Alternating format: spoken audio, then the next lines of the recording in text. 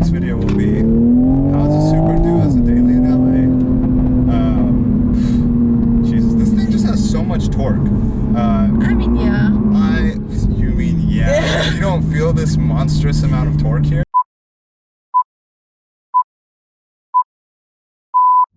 Hey YouTube, what's up? This is Ben from ShouldIGetIt.com. We're in a 2020 Supra, and this is my friend Igor. Hello.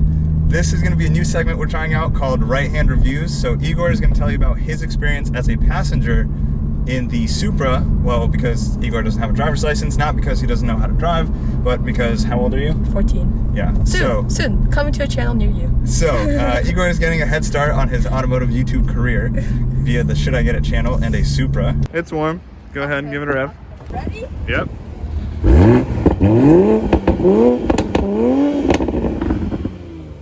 Decent? More than decent. That was insane. My God, I need one of these in my life. And so we are going to have Igor tell us all about what he thinks of the Supra.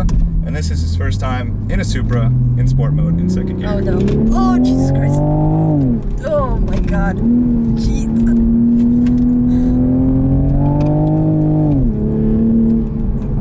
We skipped it on. It's not even that. It feels insane. What is this? 35 miles an hour? Oh my God. There we go. So Igor, how do you feel? We drove a few miles in the car. You sat in it before. Okay. Before sport mode. First of all, we gotta. Oh, this fell off. First of all, we have to address something. It looks a lot like a BMW. Really? Yeah, I know. Insane. So you got, okay, here we go again. I'm taking it easy.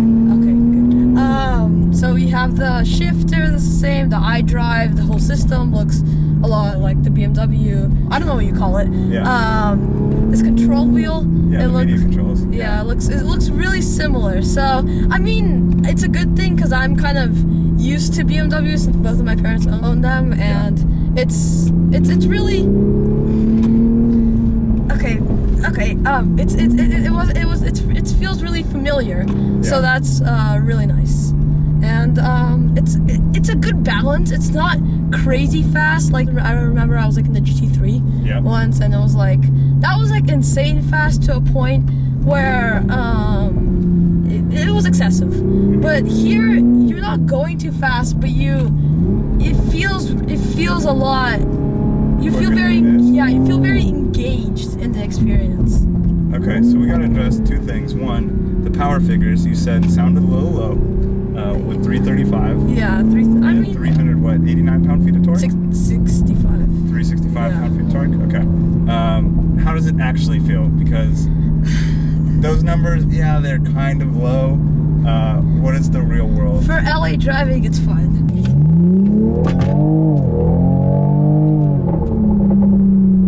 You definitely won't beat a GT3 in a drag race, that's for sure. Yeah. But it feels faster than a GT3. I don't know how to explain it, but it's kind of faster.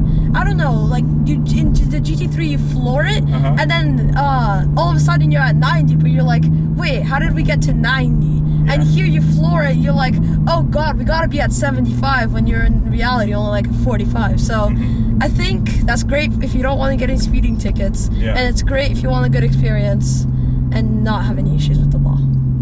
Yeah. So, wow, it feels faster than the GT3 to you. Yeah, it does. I mean, I don't disagree. I drove the GT3. I think the GT3 is too fast for the street because it's too good. It doesn't feel like exciting. This car, if we slam it. Oh, that was wheel spin. That was literally 50 miles an hour, and that felt. We just did 0 to 50, but it felt like. It felt a lot more than that. It felt exhilarating. Where the GT3 does that, and you're like, oh, you have to get to like. You have to get legit 80, 90 in the GT3 to have that sort of sensation in your chest. And plus, the GT3 gears are also really, really long. Yeah. Here, the gears, it's like what? First, second, third, that's like what, 40 miles an hour? Yeah, I mean, with the 8-speed, it's good. Oh, okay. So, next topic. Ooh. It's 600 LT. Nice. How do you feel about this transmission? I mean, I know how I feel about it. How do you feel from the driver's seat? It shifts fast. It's not a dual clutch, but you're able to see the numbers, like here when I tap on the pedals. Yeah, but then again, who really cares about numbers? So like here's third, there's second. It's that quick. Yeah. It's quick enough for unless you take it to the track all the time, which I suppose a lot of Supra owners aren't doing, so you should be fine. Yeah. Okay, how do you feel about the burble tune? Okay, yeah, that's Sport good. mode. That's good. You won't get that from like a 540 or something. A 540, it has the same engine, but you know, much different. It's a lot more tame. Where this is just kind of like my cat, insane. Yeah. Okay, and then what do you have to say about the trunk on this car? It's smaller than I expected. I knew that there was only going to be 2 seats, so seeing that it was that small was actually not.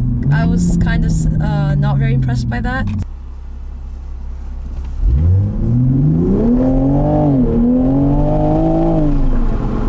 Let's talk seats. I mean, are you comfortable? Are you bolstered in nicely? I mean, do you feel too low or too high in this car? Okay, yeah, I definitely feel way too low, and I've never properly ridden in a sports car like a Supra. Yeah. I have gotten a ride in a GT3, but that wasn't as. You were also like 5 inches shorter back then. Thanks. You're what, like 5'6" now? 5'7"? I'm 5'5". I was like, what, 3 years ago? So yeah.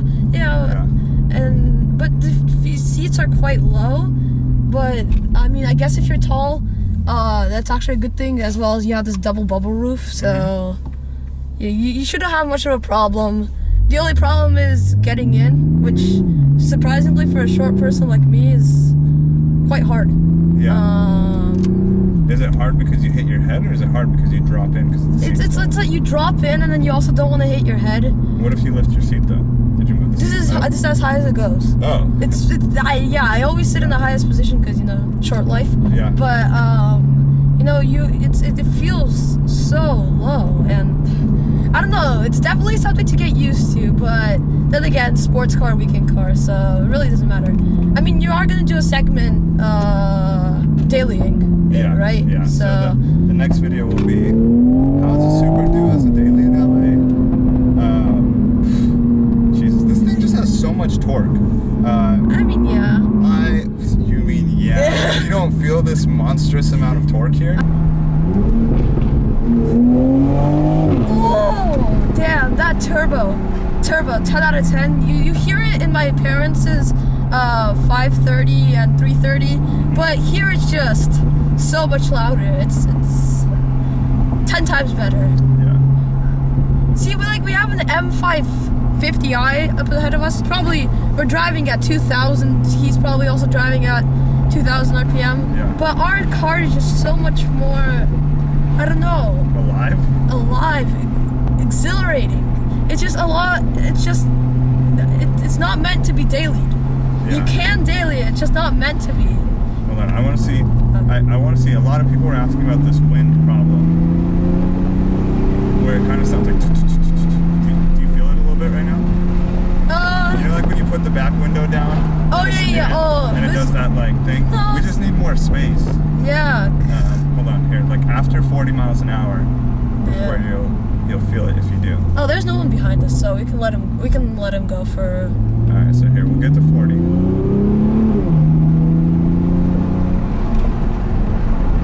No, this is 40, and it's, I don't know, it's personally fine. It's not bad. Like, it's definitely not as bad if you were in a 4-door sedan and you open the rear window. Oh, that just goes like, Yeah. that's just, no, that's not great. Okay. All right, here's the suspension test. I mean, what is this, sport mode? Or This is in sport mode, yeah. The suspension, it's not bad. It's definitely not as soft as like my mom's 530, but it's actually, to be completely honest, feels softer than my dad's M Sport 330i GT. Really? Yeah, it actually feels softer because that thing's brutal. And this is in the firmest setting. Yeah, this is sport mode. Yeah, So yeah. I mean, is it great for track use? Probably not.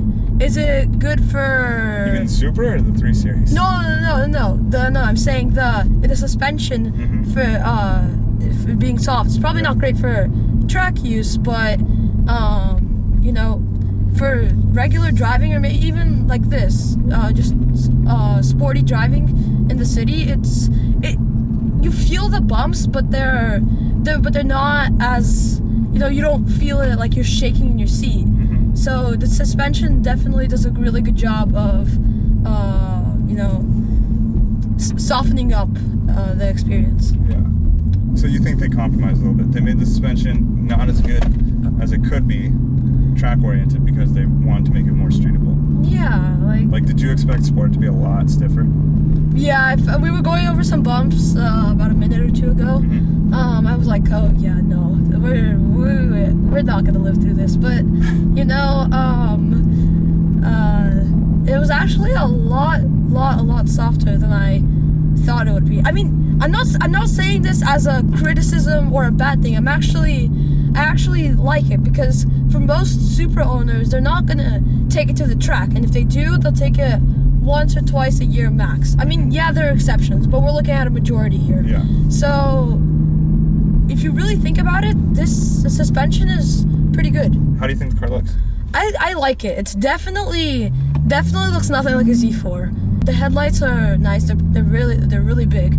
I like the Ducktail spoiler. I'm usually a big fan of Ducktail spoilers on cars. Like for example this 06 Corvette, the C7. That Ducktail spoiler looked good, and I like how they integrated it really well in this car. It kind of just flows in the back, so it looks really nice. As well as these 19-inch wheels, they're really nice, and you don't get them on the new 2-liter 4-cylinder model that's coming out for 2021. So that's a wrap with Igor, the 14-year-old, with his right-hand review of the 2020 Toyota Supra. Whatever comments you have, leave them down below. Make sure they're nice or about the car, please. And thank you, Igor, for joining on this video. No problem. Thank you for inviting me. Yeah, this was fun, and I hope you enjoyed these last little exhaust crackles. Up to 30 miles an hour, because I'm making sure his parents are happy, and so is the law enforcement here in LA. Thanks for watching. We'll see you in the next one. Bye.